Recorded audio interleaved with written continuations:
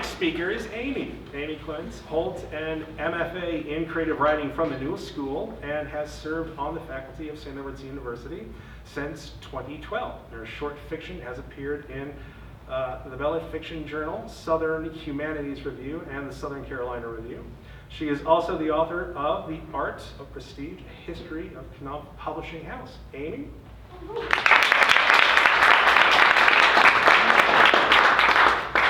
I think there's a few chairs in the front row if anybody wants to sit. Yeah, there's more seats if you need to sit. Yeah. Thank you, Tim. And it's so great to hear you read. I was thinking, oh, I've never heard Tim read, and now I know why. This is the first time you've read in Austin. So 10 years ago, a short story of mine was published in a literary journal called South Carolina Review. And that story has percolated for a long time in my head. And I thought about trying to stretch it out into a novel. So this time last year, I was invited to participate in this reading. And if you were here last year, you heard some of the opening passages of that book.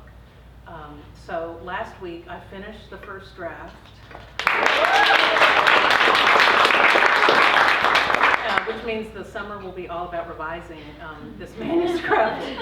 But I feel so grateful to Malvern and to this community, the people I work with. I would not have really, I think, had the encouragement and the nerve to turn this into a full-length book. So we'll see where it goes, but it has been, as one of my nieces says, borned, B-O-R-N-E-D. It has. So the title of this novel is The Darkest Skies in North America. This is roughly the third chapter. The main character has just lost her job. She was a fact checker in a world that doesn't really need that anymore, and been diagnosed with cancer all on the same day. She popped open her lime green umbrella and stood on a quiet corner, staring at the lush growth of golden flowers along Park Avenue, and wondering if she knew anyone who could cheer her up. Her friends were detail-oriented and would ask increasingly terrifying questions. Her parents weren't alive anymore. Her sister Nelda would just be a know-it-all. Her phone calendar chimed, alerting her that she was supposed to have a date with Douglas the developer, software, not real estate. She didn't need a reminder. They saw each other every Friday night and only on Friday nights. He was an enigma who rarely spoke, yet he wrote friendly text messages. She was indifferent to him, but she was very attached to his apartment, which had spectacular views of New York Harbor. From Douglas's 75th floor living room, she could even see the Brooklyn neighborhood where she had grown up. In the 6 months since they'd been dating, his list of non-negotiables continued to expand. Dinner only in front of the flat screen. Wine only from an economy-sized box.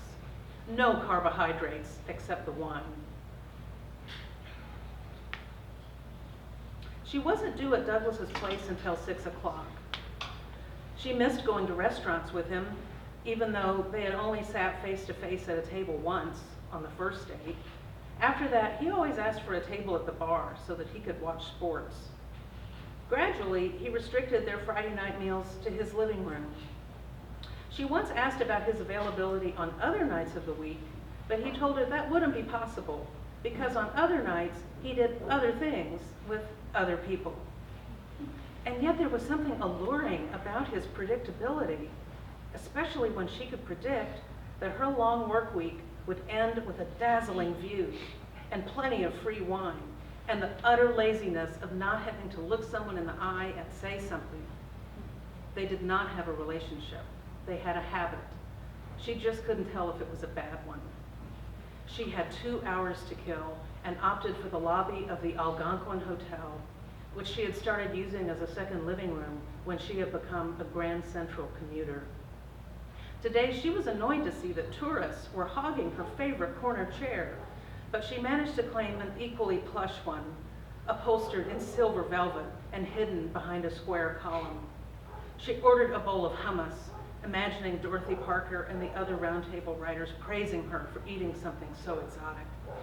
The waiter asked if she would be having her usual martini with cheap house vodka, straight up, and a twist of lemon instead of olives, less fattening.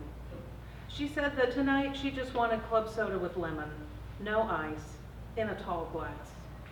She told the waiter she had to make a chart, so she wanted to keep a clear head.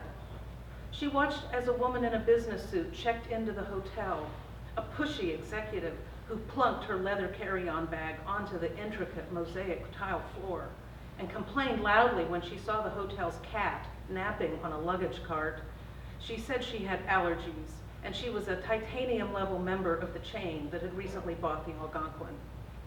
She shouted, "If I weren't titanium, I'd take my business next door to the Iroquois." Pulling a stenographer's pad from her handbag, Celeste began the process of deciding whether to break up with Douglas. On one side of the red vertical line, she wrote, "Dump him." On the other side, she wrote, "Hump him." She snacked slowly, savoring the intense garlic and the warm pita bread, washing it down with fizzly gulps of her mocktail. On one hand, Douglas never smiled. On the other hand, he never frowned. On one hand, he never talked. On the other hand, he never yelled. He was not a landmine. He was a sturdy slab of concrete. She ordered a slice of chocolate cake, dense and flourless, and watched the expected time of her arrival grow nearer on the lobby's grandfather clock. There were so many decisions to make. She wondered what would happen if she ran up a big credit card bill and died. Would it mean less money for Nelda from her estate, which consisted of almost $50,000 in a savings account that she defended like Silas Marner? Nelda was also the beneficiary of Celeste's retirement account, which Celeste grudgingly invested in a low-load index fund. The volatility made it hard for her to stomach the statements every month, but the risk had averaged out to a return of 7.5% over the past 10 years, far more than the insured savings account earned. Thanks to reinvested dividend and the miracles of dollar cost averaging, her retirement account balance had grown to $35,000. Are my cancer cells multiplying that fast, she wondered? Is mitosis like reinvested dividends? She and Douglas never discussed their finances or anything else about their personal lives. That way, it would be easier to stop seeing each other. It's easier to swim to the surface if you aren't in too deep. He would have no trouble replacing her, thanks to his high-rise apartment and lean physique. She would have trouble replacing him, though. What would happen if the oncologist prescribed chemotherapy and her hair started to fall out? She wouldn't be able to hide that from Douglas. She pictured herself in bed with him, clutching a wig to her chafing scalp. How much did wigs even cost? Her mother had worn one when receiving chemo for lung cancer. Both of her parents had been heavy smokers, and both of them had died before they turned 60. Her father went first from emphysema. He had spent his final 6 months in a recliner, his face encircled by an oxygen mask. A year later, her mother was spending her final months in the same recliner, wearing a free wig she had received from the American Cancer Society. Her mother had asked the volunteer, "Is this wig made from real hair?" "Oh no," the volunteer said. "And you should take it off before you do any baking. Synthetic fibers don't mix with open flames." Celeste decided there was no way she could continue seeing Douglas, with or without the cancer. She typed, deleted, and retyped a message canceling their date. She knew she could catch the next train and be home in less than an hour. But what if she was wrong? What if her illness would be the catalyst Douglas needed to tap into his emotions? Maybe this was the moment they could start taking care of each other and enjoy a real relationship. She paid her bill and headed downtown, transferring to an express train, even though it was stuffed with rush hour passengers. She was eager to be on time and put him to the test. These days, she always provided their weekly meal. No longer hungry, she picked up a kale salad from his favorite organic deli and placed it on the doorman's quartz desk. As he called Douglas's apartment, Celeste wondered if there were any door women in the city. The doorman nodded to her, and she boarded the special elevator for floors above 50. In the hallway, she heard explosions coming from Douglas's apartment. He was watching a movie. His ceiling was wired with custom speakers so that loud sounds reverberated in the walls when he watched anything thrilling. He opened the door, said hello, and kissed her on the forehead, as always. He returned to the couch and switched the channel to public television to make her happy. She had told him that she would not watch scenes of torture, bombings, car crashes, rape, beheadings, people begging for their life, or situations in which two people insult each other in escalating degrees of intensity and then break things and or kill each other in an attempt to win a war of words. It's fiction, he once tried to tell her. No, it's not, she said. Maybe someone made up that plot for this show, but tragedy and sadism are actually happening somewhere on the planet right now as we speak. Tonight, he stared straight ahead at the television, not even moving his eyes from it when he lowered his head to consume a forkful of the food she handed him in a compostable clamshell container. She headed to the refrigerator, where on the second shelf, she found her weekly shot of tranquility. She held a tumbler to the spigot and filled the glass to the brim with bitter Chardonnay. She rehearsed the words. Which news should come first? I have cancer. I lost my job. Or, I lost my job. I have cancer. Or, I got canned and I've got cancer. On the flat screen, an astronomer was being interviewed about the origins of the universe. His graying hair was tied into a long comma of a ponytail, and he had a surfer's tan, despite spending most of his waking hours in a nighttime job. As he spoke, he appeared to have stage fright. This was why it took her a minute to recognize him. It was Ray, a guy she had met when she had tried speed dating. That was a decade ago. When she had met him, he was exuberant and confident, with hair the color of a new highway. But now, in front of a camera, he was clearly uncomfortable, and his youthful exuberance appeared to be in jeopardy. He told the show host the heat was unimaginable, or at least an astrophysicist shouldn't imagine it, but he can try to calculate it. He shook his head and corrected himself. Or she. He took a sip of water and added, as I say in my book, echoing the lessons he had learned from his publisher's media trainer.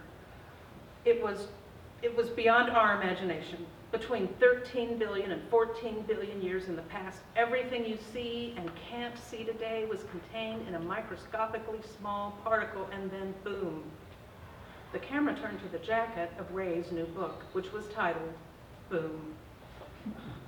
Celeste knelt on the rug and looked up at Douglas's face, deciding to start with the cancer. She reached to touch his hand. He cast his eyes down at her and said, "Hun, I can't see the screen when you sit there." He had flunked. She felt a familiar flush of hot sorrow. She stood up and said, "I don't want to do this anymore," retrieving her Metro card from her handbag. He continued to stare at the astronomer and replied, "Okay."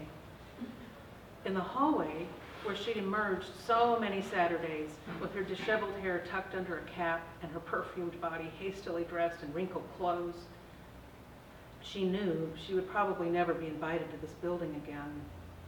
She paused at the window at the end of the hallway, watching the reflection of her wet eyes and face. The city looked sublime as natural light gave way to the man-made glow of workaholics lit by long-lasting fluorescence. It was like a second sunrise, while down below, the pin-sized dots of yacht parties churned through the harbor. She watched the bridges flicker and then come into full view against the darkening waters, lapping at their abutments. There was the Verrazano, at the foot of the settlement, where her parents had been raised, where they had raised their daughters. Could the residents of Bay Ridge see the building where she was standing now? Did her parents aspire for her to have a boyfriend in a high-rise? She couldn't remember them aspiring to anything more than her obedience. Lying on the couch, Douglas was unsettled. Not because he missed her, but because he could tell she had been upset when she had walked through the door. He'd been debating about whether to ask her if she was all right, not because he cared, but because he was curious and he liked to know the answer to things. But forming a question out loud would take effort, and he would have to be careful not to say the wrong thing, and she might become dependent on him. But now he regretted not asking her. Now he would never know why she had looked so deflated and needy that night. He scrolled through his dating account, screening for blondes. That's what Fridays were for. Brunettes on Saturdays, no redheads ever, and no weeknight dating. Sprinting up the stairs to catch the last commuter train home, Celeste saw Ray's book in the hands of another sprinting passenger. Leaping down the pathway to her track and making her way to the half-empty first car, she too felt half-empty, swinging her foot nervously after she had found a seat. To sit still meant facing facts. She called up bossa nova music on her phone and plugged herself in, though the familiar tropical sounds of her stress reduction app had no effect on her racing heart. She Googled Ray and was surprised to see that she was still connected to him in multiple social media accounts, even though they had only met once on a pseudo date that didn't even result in a one-night stand. She composed a private message to him. Not sure if you remember me, but it was fun to see you on PBS tonight. 2 questions. What is the origin of the origin? And how will this all end?